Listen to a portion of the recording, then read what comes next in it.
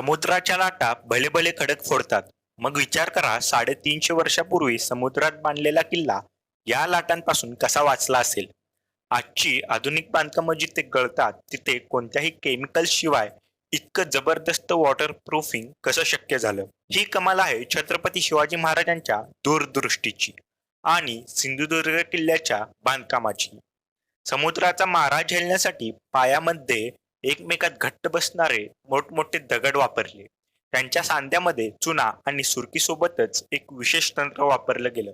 ते होतं वितळलेलं शिसं. हे वितळलेलं शिसं दगडांमध्ये सूक्ष्म फटींमध्ये जाऊन पाण्याला आत शिरण्यापासून रोखायचं.